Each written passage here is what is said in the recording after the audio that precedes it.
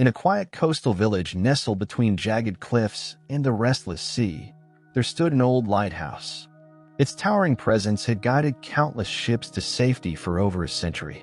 For as long as anyone could remember, the lamp had always been tended by the Teague family, a lineage of dedicated keepers who passed down their duty like a sacred inheritance. At the heart of this tale was the last of the Teague line, a man named Ellis. Ellis, now 68 years old, had weathered the trials of life with a quiet strength. His weathered face, framed by a neatly trimmed beard, bore the marks of years spent battling wind and salt. A man of few words, Ellis was deeply thoughtful and fiercely loyal to his responsibilities. He had taken over the lighthouse's care after his father passed away, and did so with a steadfast sense of purpose.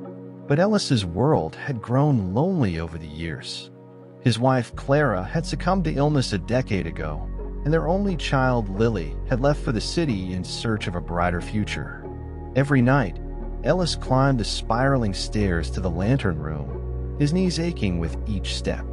He would light the great lamp and sit by its warm glow, gazing out at the endless expanse of water.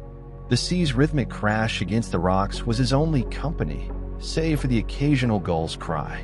Despite his solitude, Ellis found comfort in knowing his work saved lives. He often imagined sailors offering quiet thanks as they steered their vessels away from peril. But the lighthouse's days were numbered. The modern world had little need for its beam, as GPS and automated systems had rendered it obsolete.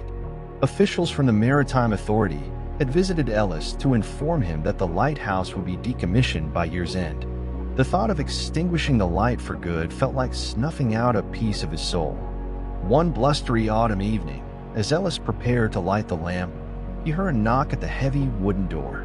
It was Lily, now 35 years old, carrying a small suitcase and wearing a hesitant smile. Lily, a determined and compassionate woman with a penchant for fixing problems, had always been fiercely independent. She explained that she had taken a leave of absence from her job in the city. "I wanted to spend some time with you," she said, her voice tinged with guilt and longing. Ellis's heart swelled. "You've no idea how much I've missed you, lass," he replied, his voice thick with emotion. They spent the evening reminiscing by the fire, their laughter filling the house.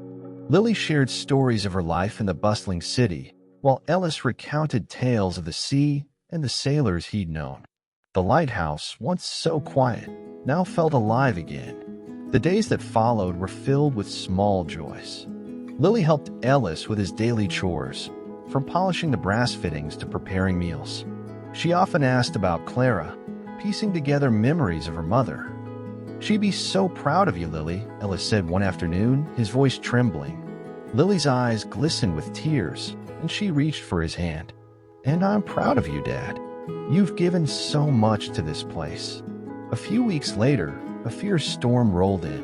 The wind howled like a living thing, and waves crashed violently against the cliffs. Ellis's instincts told him to keep the lamp burning, even though fewer ships passed these waters now.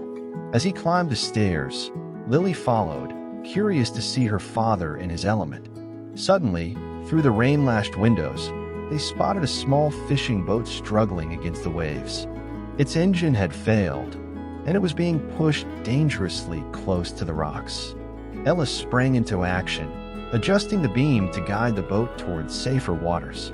"Lily, get to the radio and send a distress call," Ellis shouted over the roar of the storm. Lily's hands trembled as she worked the controls, her voice steady despite her fear. "This is Lighthouse Keeper Station 12. We see a vessel in distress. Please respond." After what felt like an eternity, the boat's crew managed to steer it to a sheltered cove.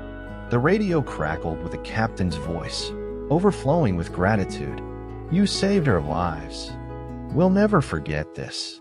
Lily looked at her father with newfound admiration, realizing the true weight of his work. Later that night, as the storm subsided, Lily turned to Ellis. "How many lives do you think this lighthouse has saved?" she asked. Ellis smiled faintly. "It's not for me to count, but every life saved is worth every storm weathered." The storm's aftermath was sobering. Debris from wrecked boats washed ashore, and news spread of other villages where lives had been lost to the tempest. The fishing boat's crew visited Ellis and Lily, bringing fresh fish and heartfelt thanks. "We've faced storms before, but nothing like this," the captain said, shaking Ellis's hand firmly. "Your light was a miracle." Lily felt a surge of pride, not just for her father, but for the legacy of the Teague family. Among the villagers who came to thank Ellis was Margaret, a 56-year-old widowed seamstress. Once a lively and spirited woman, Margaret had grown more reserved after losing her husband to the sea many years ago. Despite her sorrow, she remained kind and thoughtful. She brought Ellis a patchwork quilt, each square embroidered with scenes from the village's history. "This is to remind you that your light was never just for sailors," she said softly. "It kept us all safe, knowing you were here." Ellis found himself touched by Margaret's gesture, and over time, a quiet friendship blossomed between them. Margaret's gentle humor and unwavering resilience became a source of comfort for Ellis. Another visitor was young Thomas, a curious and energetic 10-year-old boy with sandy hair and an infectious grin. Thomas lived with his grandparents after his parents moved abroad for work. Fascinated by the sea and its mysteries, Thomas would often pester Ellis with questions about the lighthouse's workings. "What's the brightest the light has ever been?" he asked one day, his eyes wide with wonder. Ellis chuckled. "The brightest light isn't what you see, lad. It's the hope it gives to those who need it."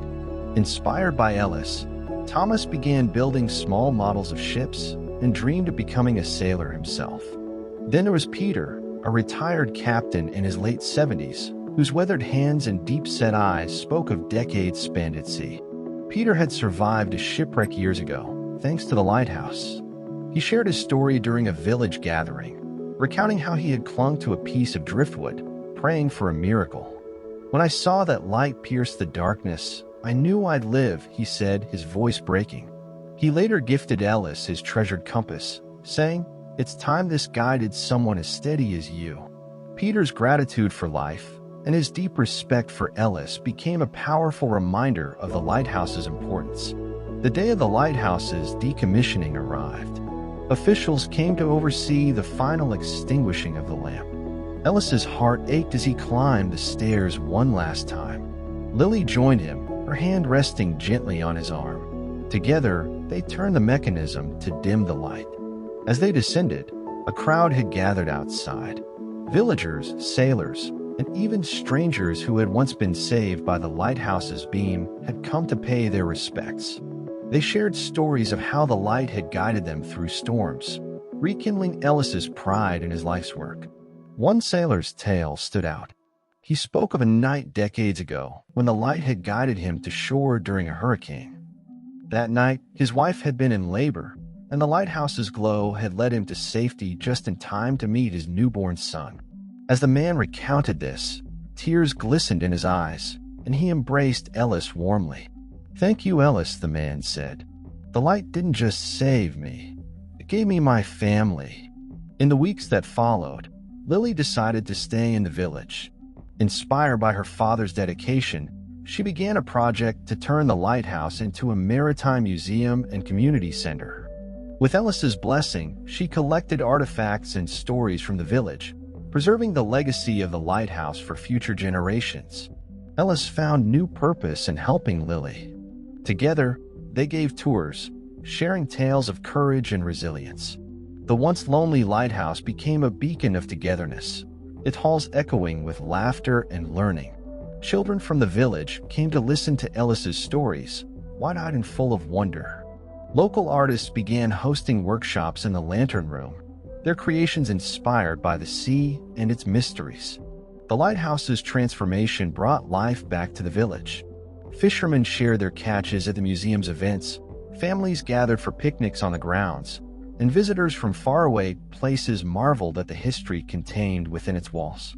Lily's project attracted attention beyond the village, earning grants and support that allowed for even greater expansion.